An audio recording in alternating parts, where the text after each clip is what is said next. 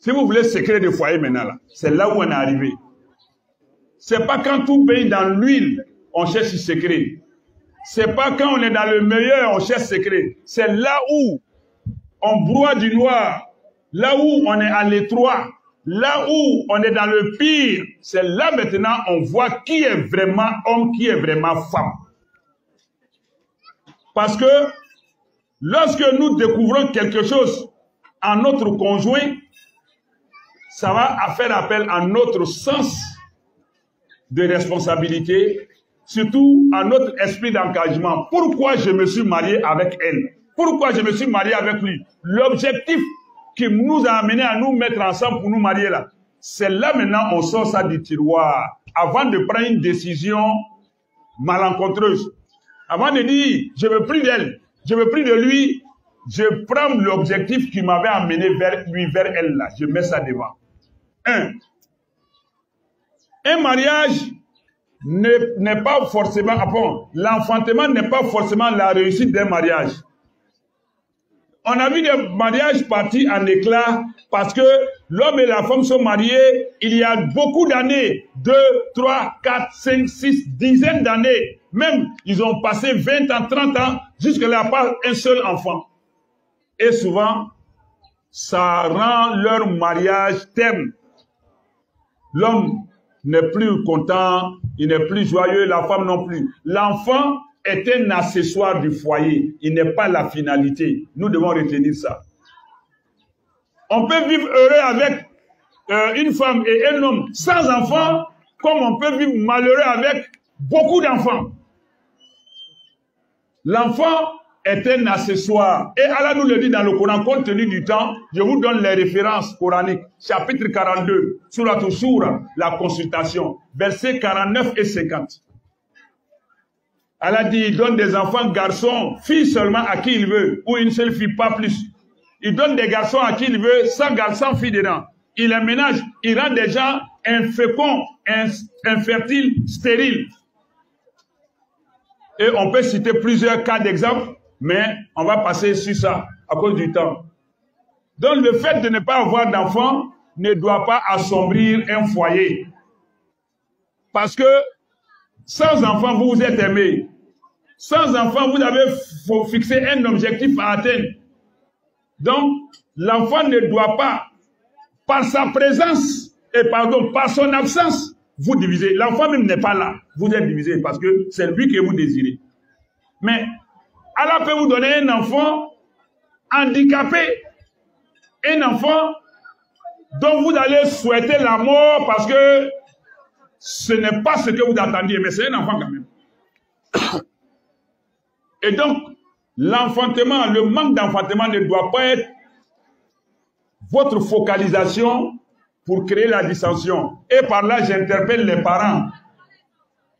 Mais la femme, il faut la laisser. Elle ne nous donne même pas de petits enfants, de cousins, de neveux, de nièces.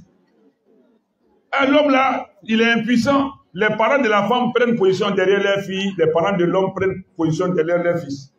On dit la femme est stérile, on dit non, l'homme est impuissant ou bien il est infertile.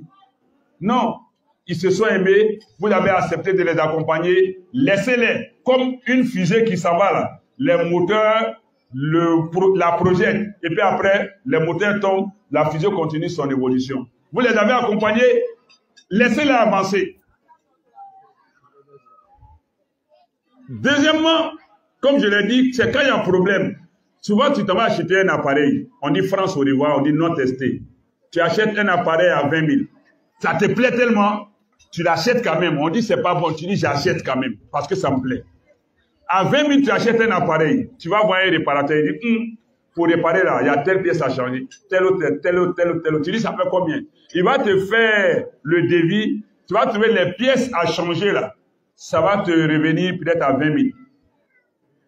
Tu payes. Si t'en vas, ça ne marche pas, tu ramènes. Il dit non, il y a ça là qui ne va pas. Ou bien tu vas chez un autre réparateur. Au bout du temps, un appareil acheté à 20 000, pour qu'il te soit vraiment utilisable, utile, et que tu sois satisfait au point même que tu montres aux gens, tu as vu ça là. Ça, c'est mon joyau, hein, c'est mon chouchou. Mais en temps, tu as payé à 20 000. Mais pour que ça te soit vraiment ce que tu veux là, tu vas dépenser presque 60 000 dessus, le triple du coût d'achat. Tu es prêt à te sacrifier pour que ça te soit serviable. Un être humain qu'on t'a donné. Un être humain à qui on t'a donné.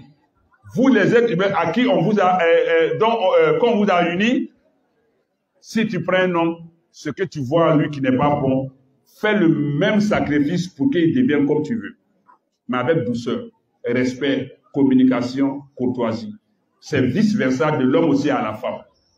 Mais on ne se lève pas du coup, c'est une fuite en avant, c'est une irresponsabilité de dire que si moi je savais que j'avais ça dans toi, je n'allais pas te prendre. Tu blesses la personne. Tu vois, même ce n'est pas volontaire de la part de la personne. Donc, dans le foyer, au-delà de la communication, il faut la compréhension, il faut l'indulgence, il faut la tolérance, il faut l'endurance, il faut aussi surtout la clémence et la compassion. Quand ton conjoint souffre, il faut souffrir avec lui. Il ne faut pas l'abandonner, il ne faut pas le délaisser. Il faut être là quand il faut. C'est très important pour que le foyer dure. L'amour seul ne fait pas durer un foyer. Le foyer ne tient pas qu'à l'amour. Même les Blancs disent on ne vit pas que d'amour et d'eau fraîche. On vit bien, on s'aime, on est dans un appartement confortable, on mange bien. Ce n'est pas ça seulement l'amour. Ça, c'est mariage d'amour. La raison n'est pas là. Le petit bobo, vous ne résistez pas. Or, le mariage, pour qu'il dure, il faut la tolérance, la patience, mais surtout le pardon et l'indulgence. Et quand tu es à bout de souffle, que tu dois arriver à l'irréparable, je termine sur ça.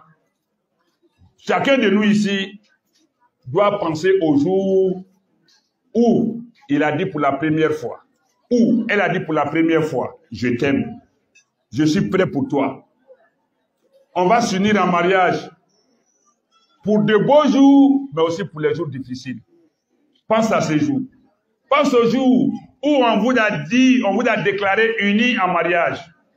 Mais aussi pense au beau monde des deux côtés, des deux familles, où les gens se sont réunis pour vous célébrer, pour vous acclamer, pour laisser éclater leur joie de vous voir mariés.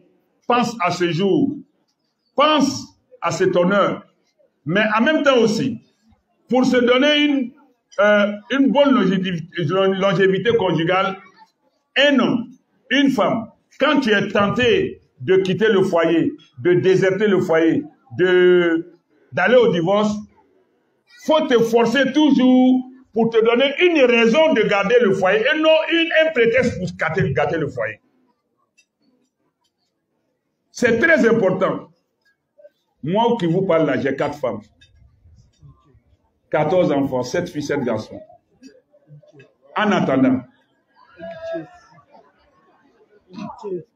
si Allah n'avait pas limité les femmes à 4, je continuais jusqu'à la gare. Mais vous pensez que je parle là. Des gens vont s'asseoir et vont dire, mais lui, la façon, il pensait que ces femmes sont au beurre, lui, il est au beurre. Hey, souvent, il y a un bamba, hein. Mais on est dedans. Souvent, on vient vous tenir de bons discours, de beaux discours. Vous êtes charmés. Vous êtes charmés, vous êtes édifiés. Mais après, pour moi, là, après ici, là, il y a Rambar chez moi, là-bas. C'est ce que les jeunes disent, il y a Rambar. Ça dit, je quitte ici, là. Je m'avais m'asseoir, je dis, madame, je suis arrivé, il faut t'asseoir. Voilà, on me casse table maintenant. En tant que si ça trouve qu'elle m'a assisté même en direct, elle m'a dit, mais c'est pas toi qui parlais comme ça. J'ai parlé comme ça. Maintenant, je vais faire comme si. On gère. Et puis, quand on joue le match, quand j'ai tort, je parle, quelqu'un qui ment, il ne peut pas parler publiquement. Il va dire, il ne faut pas dire à quelqu'un. Mentir, c'est comme ça. Moi, quand c'est chaud là, Imam Berté, il dit, madame, pardon, Yachi. Wallah, tu as raison, pardon. Il faut me pardonner. Même, bon, souvent aussi les femmes, quand il a dit pardon, aïe, c'est gâté. Donc, à ce moment-là, mais toi-même, tu as oublié de dire, mais je t'ai dit pardon, il y a quoi même? Tu as oublié de faire comme ça. Et puis, elle m'a dit, mais crie-moi doucement. Il faut crier doucement. Mais, moi, je demande pardon. c'est pas, je ne veux pas dire que je suis le bel exemple, mais je vais dire que ce n'est pas être faible que de dire à sa femme, bébé, pardon, tu as raison. Pardon, à cause d'Allah, à cause de Dieu, pardon. Faut pas m'humilier, faut pas me, pardon. Madame, toi aussi, il faut être humble, il faut dire, j'accepte ton pardon. C'est très important. Donc, comme je dis, donnons-nous toujours une raison de maintenir le foyer, de ne pas le laisser aller à la dislocation, au divorce. Donc, il ne faut pas gérer ton foyer, l'intérieur, avec les principes et les paroles de dehors. N'écoute pas les commérages, les colportages, les bavardages, les paroles de dehors. Chaque foyer est unique. Ne gère pas ton foyer à l'image d'un autre foyer. Surtout quand c'est mauvais.